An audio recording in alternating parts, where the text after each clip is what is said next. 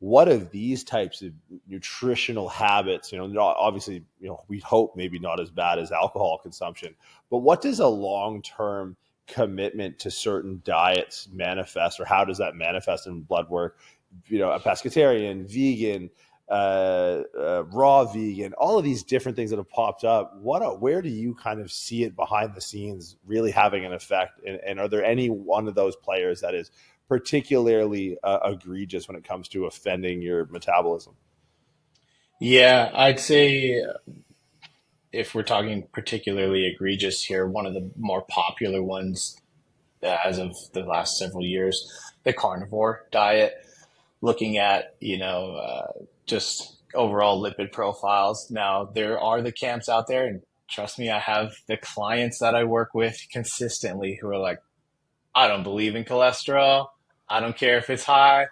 I'm going to do whatever I'm going to do, and I'm going to continue eating this way because I feel good. Sure. Okay.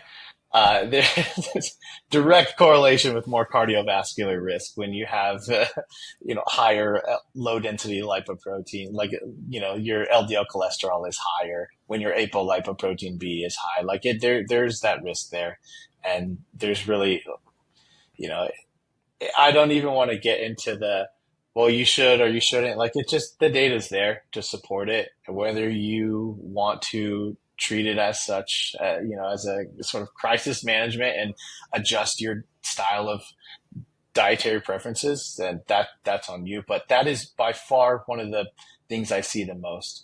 When I see, uh, iron overload, higher iron values over time, I see, and again with the cholesterol and triglycerides, just fats in the blood, like just high, right? People have non-alcoholic fatty liver disease. I see this all the time.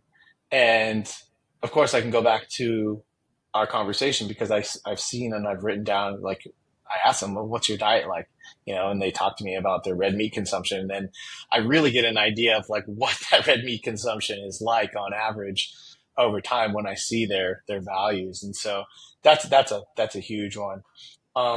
If we kind of transition to other styles of dieting, like if it's keto style, we'll traditionally see, if you asked about metabolic profile, what's interesting is that when people do consistently eat lower carb diets over time, we'll see an A1C, which, hemoglobin A1C, a 90-day average on blood glucose. We'll see those values actually like kind of high. And what it is interestingly, they're like, oh, well, I don't eat very many carbs. Sometimes we'll even see like ketones in the urinalysis. And so they're obviously like eating low carb, but we'll see that A1C higher. And it's predominantly a physiologic response. So if you think about it, like the brain thrives off of glycogen, right? And we get carbs from glycogen from carbs. And, when we don't really have as much of that, what's going to happen peripherally in the tissues is like the body's going to kind of shut that off. So it doesn't really go peripherally. It kind of drives it to the brain. And as a result, like we'll see that A1C go higher on the lab work, but it's not pathologic. It's just kind of physiologic. So that's an interesting one that, we'll see often, metabolically anyways. But outside of that, then we transition to what do the triglycerides look like over time and any other inflammatory markers. And then are they getting enough protein even though they're on keto? That's a number one, that's a big one too. People get lost in the weeds, man. They'll like step over dollars to pick up pennies and they're like, well, I'm just going to lose a lot of weight and I'm just going to go on keto or whatever diet they choose. Intermittent fasting is another big one too, speaking of which, like people decide to go on intermittent fasting because they are like, oh, when I'm fasting, my growth hormone's going to rise and I'm going to get jacked or whatever. Doesn't happen like that, but people get lost. They get lost in the like paralysis by analysis, dude. And they miss the big picture, and it's usually the downfalls. Like, hold on, like back up. Like, how many calories are you consuming versus your expenditure? What does that look like overall? I don't really give a shit like what diet you choose to personally like follow. But if you aren't understanding this sort of larger picture that contributes to where your weight is going, inflammation, performance if you're an athlete, and if you're concerned about like what you're putting in your body and not how you perform, and you're really trying to be an athlete, then I don't know, maybe you should put some extra thought into that. So that's not to knock on anybody who's like a vegan or something and they're trying to be I don't know, NFL athlete or something like that, but it's just there's understanding what particular foods do for your body, what roles they serve, and how your body's going to perform as a result of consuming, those foods. So you talked about, the denigration of compounding bad habits. I'm curious, in your experience, have you come across like some absolute Hail Marys which show the power of habits working in a positive direction? Where like, are there any blood labs where you're like, oh, this person's like dead. There's no way. Like this person, like this is the worst blood lab I've ever seen. But then just done a complete habit 180 and then brought it back to life. And because I think that's where, there's this sunken cost fallacy that I've come across in some people in my, maybe not in my professional life, but in my personal life, who've been struggling with health issues.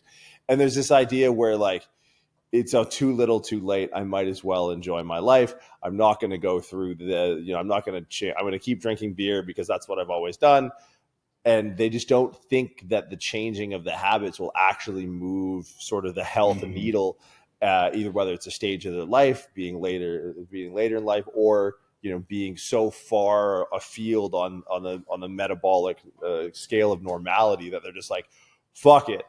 But in your experience, have you come across any like, wow, this person came from this fucking dog shit blood lab and they deployed X, Y, and Z habit and now they're here? Yeah, this is the beautiful side of coaching, and this is what keeps me in the space. Honestly, like as much kind of like negativity I see in it, with whether that's choosing to eat in a particular dietary camp or choosing to train a certain way, whether you're a powerlifter, bodybuilder, CrossFit, whatever. Like there's a lot of like, that online, which is negative. But if you can actually reach the core, of somebody and really help them in, and you notice that it sort of manifests into different areas, whether you start with you just start with the small wins. And first, I think the biggest thing is you have to understand what level somebody's at, right? You have to meet them there. You have to kind of validate some of the things that their experiences and kind of where they're at, and maybe understand like why they follow particular rules of thought. Like why do you think this? Okay, well let's explore that. If you can kind of meet somebody and let them know that you understand where they're coming from, and then you just kind of start and building off the small wins there, that's where that like real and true transformation happens. And man, the changes that I've seen with many of the people that I've worked with have been uh, phenomenal, dude. There's so much good that can happen, and people can just feel good. Fuck, like a lot of people get stuck in like, I just want to look good, and like that's great, but like when you feel good, it like trumps everything. And people, a lot of times, sometimes the people that recognize that the most have to go through some sort of like health scare for that to happen. They have a heart attack or something like that. Like, oh shit, like I almost lost my family, and you start implementing whatever XYZ sort of protocol. It doesn't even have to be anything crazy. And you just kind of build on that and stack those wins.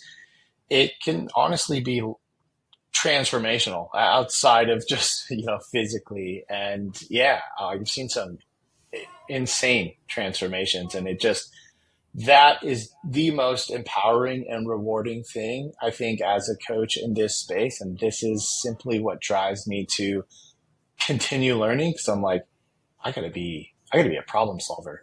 But even if I don't know the answer, I bet you I know somebody who does, you know?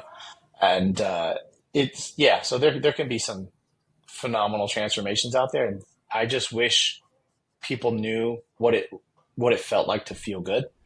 And there's many ways to get there, but it's a tough road to navigate for a lot of people.